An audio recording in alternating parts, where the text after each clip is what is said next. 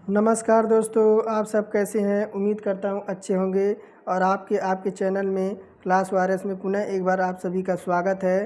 तो आज का जो मॉडल पेपर है हमारा 11वां है। इससे पहले मैंने 10 मॉडल पेपर आपका जो कि यूपी ट्रिपल एससी का विद्या का बुक है हमने सोल्व करा दिया है, जिसमें हमारे 45 प्लस आपके प्रैक्टिस सेट हैं, जो कि आपके आने वाले यूपी ट्रिपल एससी का जो भी एग्ज़ाम हो, चाहे वो आपका जूनियर असिस्टेंट का हो, चाहे आपका बीडीओ का ही क्यों ना हो, और यूपी पुलिस के लिए तो आपका मस्ट है ये। तो चलिए आज का जो 11वां हमारा मॉडल पेपर है वह सोल्व करते हैं।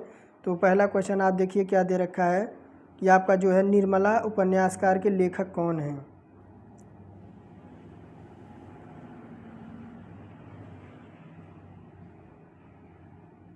तो निर्मला देखिए, तो निर्मला के लेखक कौन है। तो निर्मला के लेखक कौन है, तो मुंशी प्रेमचंद जी हैं। मुंशी प्रेमचंद जी हैं जो निर्मला के आपके उपन्यास के आपके लेखक हैं, और प्रेमचंद आपके उपन्यास सम्राट भी कहे जाते हैं। और यह जो उपन्यास था आपका, जो निर्मला उपन्यास था, तो आपका बीमेल यानी बीमेल विवाह के विवाह पर आधारित एक उपन्यास था।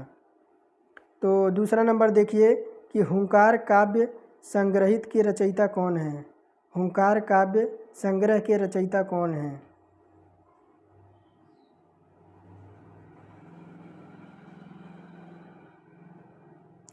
तो हुंकार काव्य संग्रह के रचयिता कौन है, तो रामधारी सिंह दिनकर जी हैं। ऑप्शन नंबर डी हमारा करेक्ट हो जाएगा। तो डिप्टी राष्ट्र कवि रामधारी सिंह दिनकर हुंकार काव्य संग्रह के रचयिता हैं। इन्हें अधैर्य तथा समय का सूर्य भी कहा जाता है। इनकी अन्य प्रसिद्ध रचनाएं हैं, जैसे आपकी क्या है, आपकी रेणुका, इतिहास और आंसू, हारे का हरिनाम, परशुराम की प्रतीक्षा, रश्मि रथी, उर्वशी, सामधेनी, कुरुक्षेत्र, द्वंद्व गीत और रसवंती, इनके आदि और इनकी रचनाएं हैं रामधारी सिंह दिनकर की। और आगे बढ़ते हैं कि लाल पीला होना मुहावरे का अर्थ क्या हो जाएगा। लाल पीला होना मुहावरे का अर्थ क्या हो जाएगा। तो बहुत गुस्सा होना। देखिए, बहुत गुस्सा होना लाल पीले मुहावरे का अर्थ आपका हो जाएगा। और बहुत कंजूस का आशय व्यक्त करने के लिए उपयुक्त लोकोक्ति का अर्थ क्या हो जाएगा। यानी बहुत कंजूस का जो आपका लोकोक्ति का अर्थ क्या निकलेगा। तो क्या निकले, घर की मुर्गी दाल बराबर, ये भी नहीं होगा। चट मंगनी पट बिया, ये भी नहीं होगा। चमड़ी जाए पर दमड़ी ना जाए, ये हमारा करेक्ट हो जाएगा। चमड़ी जाए पर दमड़ी ना जाए, तो बहुत कंजूसी का यही अर्थ निकलेगा कि चमड़ी जाए पर आपकी दमड़ी ना जाए। आम के आम गुठलियों के दाम, ये तो आपका दोहरा लाभ होता है, ये आपका नहीं होगा। तो चमड़ी जाए पर दमड़ी ना जाए, ये हमारा 4 नंबर हमारा करेक्ट हो जाएगा। घर की मुर्गी दाल बराबर क्या होगी, तो सुलभ चीज़ों का महत्वहीन ना होना। और चट मंगनी पट विवाह का अर्थ क्या हो जाएगा कि प्रस्तावित कार्य शीघ्रता से पूर्ण होना। और दो विपरार्थक शब्दों के बीच कौन सा विराम चिन्ह आपका लगता है। यानी दो विपरार्थक चिन्ह आपके जब दे रखे हैं तो आपका कौन सा चिन्ह वहाँ पे लगता है। तो वहाँ पे हमेशा योजक चिन्ह लगता है। वहाँ पे क्या लगता है, तो हमेशा योजक चिन्ह लगता है। आप देखिए कि योजक चिन्ह दो विपरीतिक शब्दों के बीच लगता है। विराम का शताब्दिक अर्थ होता है क्या, रुकना। यानी आपके सरल और सुबोध बनाने के लिए हम विराम चिन्हों का प्रयोग करते हैं। जहाँ एक ही शब्द दोहराया जाता है अथवा दोनों शब्द एक पृथक दिखाना होता है, तो वहाँ पे क्या करते हैं, तो वहाँ पे हम योजक चिन्ह, ऐसे हमारा योजक चिन्ह लगता है। यानी दो शब्दों को जब हम पृथक लगाना हो तो हम ऐसे आपका योजक चिन्ह लगाते हैं। पर किस का कारक का परसर्ग है। तो आप देखिए ये 6 प्रकार के आपके होते हैं। तो कर्ता ने कर्म को करण से अपादान से अलग होकर अधिकरण में पर, यानी अधिकरण में पर, ऑप्शन नंबर डी हमारा करेक्ट हो जाएगा।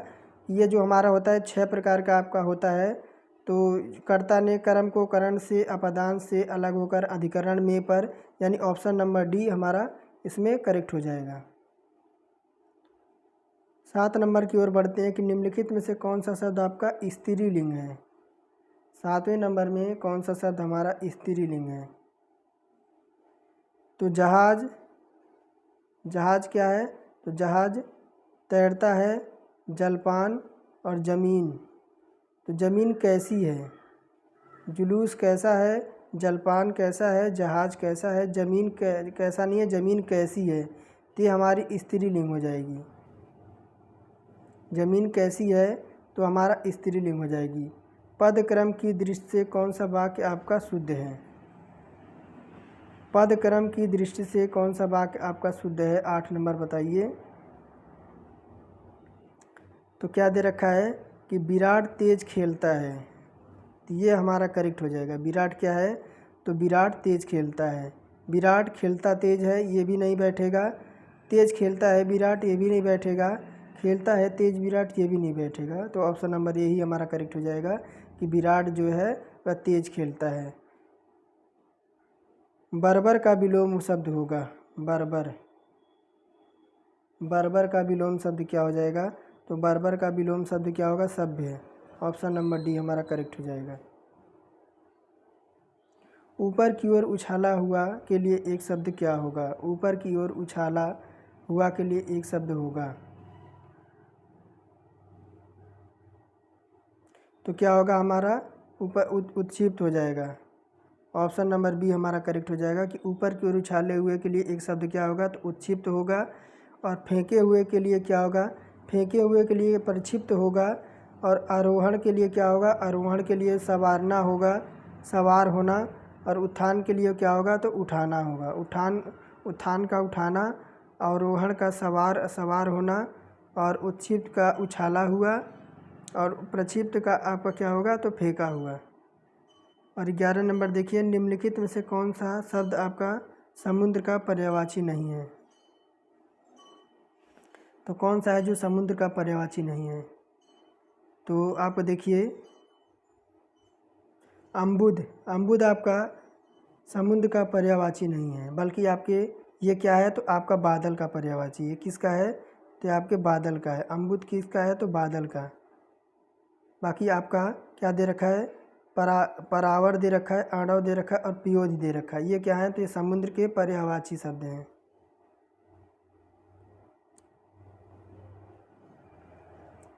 और निम्नलिखित में से वर्तनी का शुद्ध आप बताना कौन सा शुद्ध शब्द हो जाएगा 12 नंबर में? तो आपका आनुषंगिक दे रखा है, ये आपका सही हो जाएगा। आनुषंगिक आपका ऐसे लिखा जाएगा, आनुषंगिक ऐसे आपका लिखा जाएगा। अभिष्ट का सही संधि विच्छेद होगा 13 नंबर। अभिष्ट का सही संधि विच्छेद होगा तो अभि प्लस इष्ट, ऑप्शन नंबर डी हमारा इसमें करेक्ट हो जाएगा। तो अभी इसमें कौन सी संधि है? तो इसमें हमारी क्या है? तो इसमें दीर्घ संधि है। ये हमारा ऐसे सही हो जाएगा। और 14 नंबर में देखिए कि अंतिम में किस प्रत्यय का प्रयोग हुआ है? प्रत्यय वह होता है जो आपका वाक्य के पीछे जुड़कर आपके अर्थ को बदलता है, और उपसर्ग वह होता है जो वाक्य के आगे जुड़कर आपके अर्थ बदलता है। तो उपसर्ग किसमें आपका अंतिम में कौन सा उपसर्ग लगा हुआ है? तो अंतिम, जब अंतिम बोलेंगे तो आपका इम निकल के आएगा। इम हमारा इसमें प्रत्यय लगा हुआ है। और कला प्रवीण में कौन सा समास है? कला प्रवीण, कला प्रवीण में बताइए कि आपका कौन सा समास है? तो कला प्रवीण यानी कला में प्रवीण। तो आप देखिए कला प्रवीण, यहाँ पे आपका पहला जो शब्द है आपका दे रखा है वह है आपका उपसर्ग दे रखा है। तो आप यहाँ तत्पुरुष समास हमारा हो जाएगा कि कला प्रवीण में समास विग्रह करें तो कला में प्रवीण ये अधिकतर आपका तत्पुरुष समास का उदाहरण है। तत्पुरुष समास जिसमें आपका तत्पुरुष समास यानी तत्पुरुष समास इसमें हमारा करेक्ट हो जाएगा। ये जैसे कला में प्रवीण है, कला में प्रवीण ऐसे शब्द जब आ जाए कि आपके वहाँ पे हमेशा आपका तत्पुरुष होता है। आपका निम्नलिखित में से कौन सा शब्द आपका तत्सम होगा? 16 नंबर में बताइए कि कौन सा शब्द आपका तत्सम होगा? तो छाया, छाता, छेद या छुरी? तो छाया, छाया क्या है? तो छाया आपका तत्सम शब्द है। छाया क्या है? तो छाया आपका तत्सम शब्द है। ट वर्ग उच्चारण की दृष्टि से किस ध्वनि का है? तो ट वर्ग का उच्चारण जो होता है वह कौन सी ध्वनि से होती है? ट वर्ग का किस उच्चारण की दृष्टि से आपकी कौन सी ध्वनि होती है?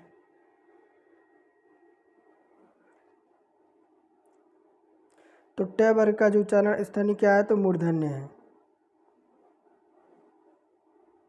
तो आपने देखा होगा KTMDO यानी KT यानी मूर्धन्य। आपका ऑप्शन नंबर सी करेक्ट हो जाएगा। और निम्नलिखित में से 18 नंबर देखिए, निम्नलिखित में से कौन सा आपका दीर्घ स्वर है?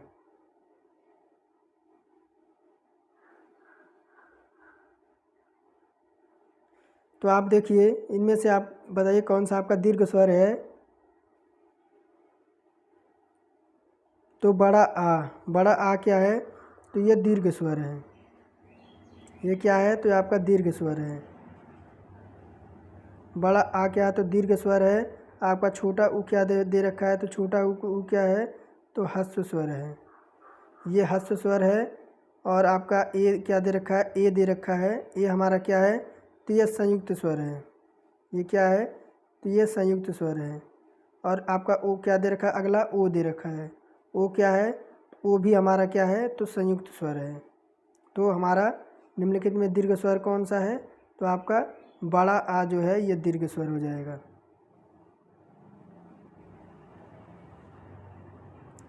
और शासकीय पत्र में पत्र संख्या के नीचे बाईं ओर क्या लिखा जाता है? शासकीय पत्र जब हम कोई लिखते हैं तो जो पत्र के नीचे बाईं ओर क्या लिखा जाता है? तो दिनांक लिखा जाता है, सेवा में लिखा जाता है, या प्राप्तकर्ता के हस्ताक्षर, या प्रेषक पदाधिकारी के नाम या पदनाम। तो शासकीय पत्र के जब आप बाईं ओर कुछ लिखते हैं तो वहाँ पे प्रेषक के या पदाधिकारी के नाम होते हैं और उसका पदनाम होता है। तो ऑप्शन नंबर डी हमारा करेक्ट हो जाएगा। और अधिसूचना के संदर्भ में कौन सा कथन गलत है? तो सामान्यतः यह गजट में प्रकाशित होता है, तो ये तो हमारा बिल्कुल सही है। इनमें प्रेषक का उल्लेख नहीं होता है, तो ये हमारा रॉन्ग हो जाएगा। ये राष्ट्रपति अथवा राज्यपाल की ओर से जारी किया जाता है, तो ये हमारे बिल्कुल सही है। इसे विज्ञप्ति भी कहा जाता है, तो ये भी सही है। लेकिन हमारा प्रेषक की ओर उल्लिखित होता है, तो यही हमारा इसमें गलत हो जाएगा।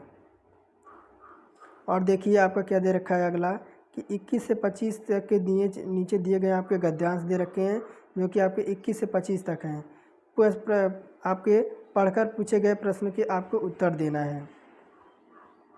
तो पूंजीवाद यानी आपका गद्यांश हम थोड़ा जल्दी से पढ़ेंगे कि पूंजीवाद समास में लेखक पुस्तक पाठक के बीच बाजार आ जाता है। इस बाजार के कारण लेखक का पाठक से सीधा संबंध नहीं रह पाता। इसलिए मार्क्स ने कहा है कि पूंजीवाद समाज में कला, साहित्य और लेखक के एलियनेशन की समस्या बड़ी है। पुराने समाज में कला व कलाकार अपने समाज से पूरी तरह से जुड़े। कला की रचना और सुरक्षा दोनों का अपने समाज से पूरी तरह से कला रचना और सुरक्षा को दायित्व समाज का था। बाद में कला के दरबार में आई तथा कला कलाकार के क्षेत्र संकुचित हुए। यह कह सकते हैं कि इसके अजन बीपन का एलिएशन और बढ़ा। तो ये तो हमारे गद्यांश थे, हमने जल्दी जल्दी पढ़ा। अगर आप गद्यांश पढ़ लेते हैं तो आप ये समझ लीजिए कि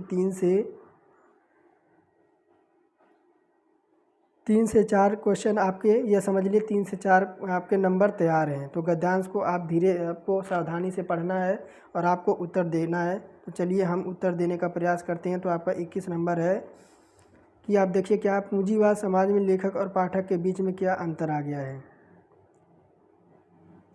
तो दिए गए गद्यांश के अनुसार पूंजीवाद समाज में और लेखक और पाठक के क्या है? तो आपके बाजार का आ गया है। पाठक और समाज में और लेखक के पाठक के बीच क्या अंतर आ गया? तो बाजार का।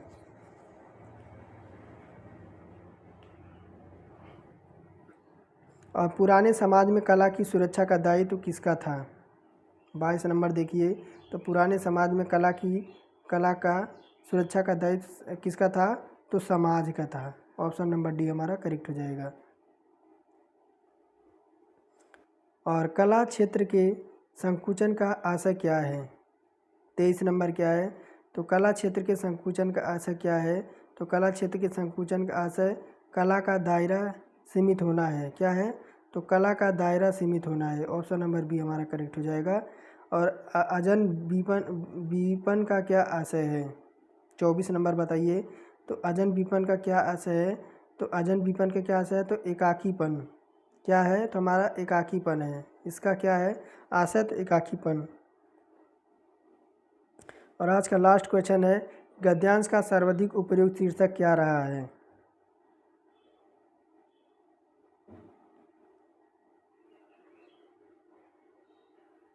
तो गद्यांश का सर्वाधिक उपयुक्त शीर्षक क्या रहा है। तो कला में पूंजीवाद।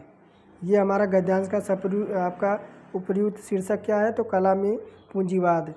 तो यही आज का टेस्ट हम यहीं पे समाप्त करते हैं, क्योंकि इसमें आपके 11वें टेस्ट में आपका जो था 25 क्वेश्चन ही दे रखे थे। और अगले फिर हम एक नए टेस्ट के साथ आपके सामने उपस्थित होंगे। तो फिर मिलेंगे। Bye bye. और आप सभी का दिन शुभ हो।